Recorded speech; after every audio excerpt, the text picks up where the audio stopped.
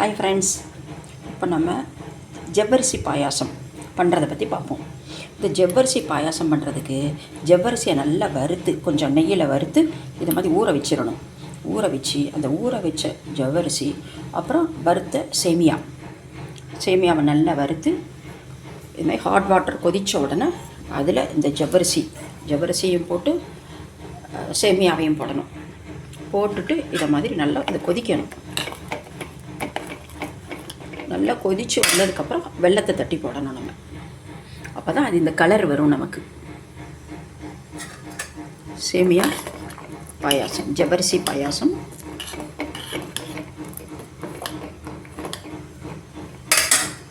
நல்லா வறுத்து ஜவ்வரிசியை ஊற வச்சு அந்த ஊற வச்ச ஜவ்வரிசி அப்புறம் சேமியா, வறுத்த சேமியா ரெண்டையும் நல்லா கொதிக்கிற ஹாட் வாட்டரில் போட்டு இதை மாதிரி கிளறணும். அது நல்லா கலந்ததுக்கப்புறம் வெல்லத்தை தட்டி போடணும். இன்னும் சுகர் இருக்கிறவங்க சுகருங்க வேண்டாம்பாங்க, அதனால் ஜீனி வேண்டாம்னு சொன்னாங்கன்னா வெல்லத்தை போட்டுக்கலாம். வெல்லம் இது மாதிரி தட்டி போட்டுட்டோம்னா அது நல்லா இப்படி கொதித்து வரும்.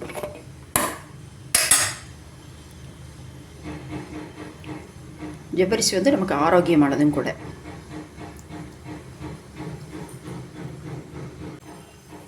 நல்லா கொதிக்கும். கொதித்து அது எல்லாம் ஒன்று சேரணும்.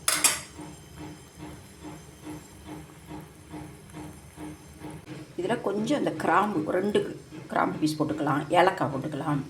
அதுக்கப்புறம் இது நமக்கு கறந்த பால் கிடச்சிருக்கு, அதனால் கறந்த பால் நல்லா கெட்டியாக இருக்கும். இது கொஞ்சமாக நம்ம காய்ச்சி தேவையான அளவு இதில் விடுவோம். நம்ம லாஸ்ட்டு மிக்ஸ் பண்ணணும். மில்க்கு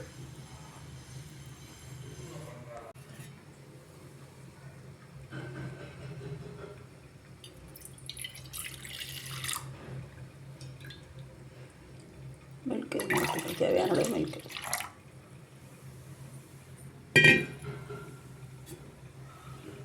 இதை நம்ம காய்ச்சி வச்சுக்கலாம். இதில் மில்க் விட்டுக்கலாம்.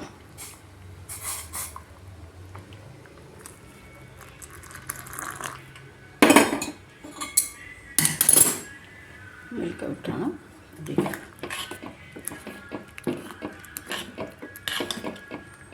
சூப்பராக இருக்கும். இதில் என்னெல்லாம் அஞ்சிருக்கு, அதான் தெலுங்குல சக்கு பியம்பாங்க. ஜவ்வரிசி சேமியா நல்லா வறுத்து ஜவ்வரிசி வந்து ஊறப்படணும். அப்புறம் வெல்லம், அதுக்கப்புறம் அந்த கிஸ்மிஸ் முந்திரி அதையும் இப்படி போட்டு விட்டுருணும். ஓம் ஸ்ரீ பரமாத்மனே நமஹ. அத் கீதா த்யான ஸ்லோகாஹ.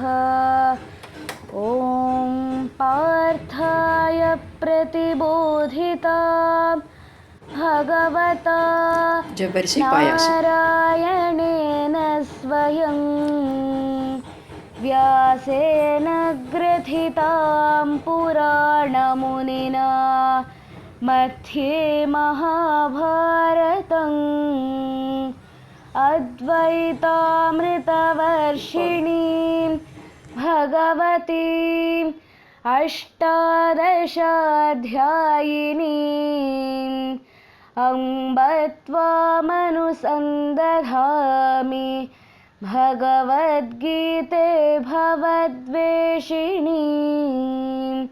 नमोऽस्तु ते व्यासविशालबुद्धे पुल्लारविन्दायतपत्रनेत्र. येन त्वया भारततैलपूर्णः प्रज्वालितो ज्ञानमयः प्रदीपः.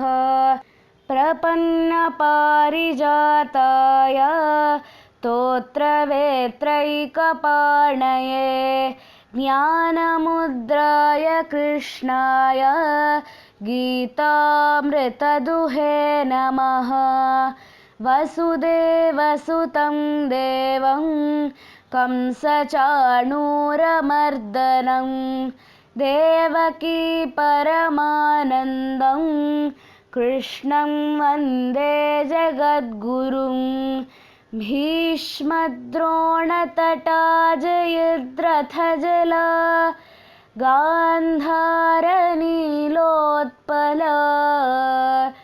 शल्यग्राहवती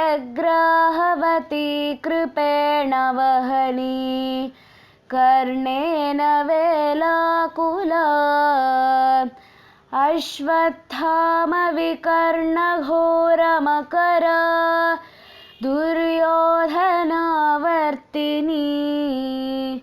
सोत्तीर्णा खलु पाण्डवैरणनदी कैवर्तकः केशवः पाराशर्यवचः सरोजममलं गीतार्थगन्धोत्कटं नानाख्यानककेसरं हरिकथा सम्बोधनाबोधितं लोके सज्जनषट्पदैरहरहः पेपीयमानं मुदा भूयाद्भारतपङ्कजं कलिमल प्रध्वंसिनः श्रेयसे मूकं करोति वाचालं पङ्गुं लङ्घयते गिरिं यत्कृपातमहं वन्दे परमानन्दमाधवं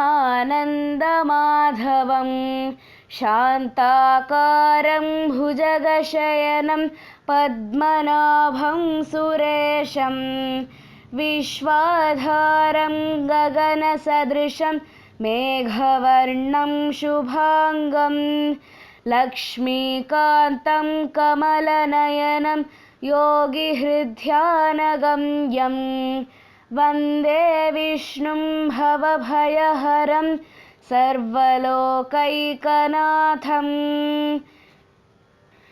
यं ब्रह्मा वरुणेन्द्ररुद्रमरुतः स्तुन्वन्ति दिव्यैस्तवैः वेदैः साङ्गपदक्रमोपनिषदैः गायन्ति यं सामगाः।